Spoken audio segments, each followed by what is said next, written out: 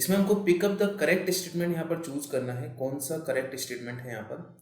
तो यहाँ पर चार्ज की बात हो रही है कि यहाँ पर चार्ज जो है इनर स्फीयर पर कितना आएगा और आउटर स्फीयर पर जो सरफेस है उस पर कैसा चार्ज होगा, यूनिफॉर्मली होगा, नॉन यूनिफॉर्मली होगा, इसकी बात करनी है हमको। तो देखिए समझिए, ये क्या है, हमारे पास में शेल है। क्या है यहाँ पर, ये शेल। अब शेल जो होता है, inside the shell, inside the shell electric field जो होता है वो कितना होता है, जीरो होता है। ठीक है, इसका मतलब अंदर की तरफ जो भी चार्ज इंड्यूस हुआ होगा, लेट सपोज कि कोई भी चार्ज इंड्यूस हुआ होगा मेरे पास, है ना। ठीक है, तो यहाँ पर अगर मान लीजिए क्यू चार्ज अगर इंड्यूस हुआ होगा, तो वो जो इंड्यूस चार्ज होगा कुछ इस तरह से यूनिफॉर्मली या फिर जैसे ही हम बोले इसको, तो वहाँ पर इस तरह से डिस्ट्रीब्यूट होना चाहिए कि नेट इलेक्ट्रिक फील्ड जीरो आए। अब इलेक्ट्रिक फील्ड जीरो होने का मतलब ये हुआ कि इनसाइड जो है, इनसाइड सरफेस की अगर बात करें, चार्ज will be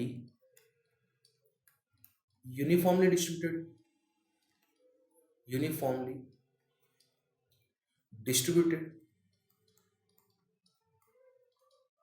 ठीक है ना, इसका मतलब अंदर की साइड में जो चार्ज होगा वो क्या होगा, यूनिफॉर्मली डिस्ट्रीब्यूट होगा। ठीक है, वहीं अगर आउटसाइड हम देखें तो आउटसाइड में क्या होगा, यहाँ पर नॉन यूनिफॉर्मली डिस्ट्रीब्यूट होगा। Outside charge will be non uniformly distributed.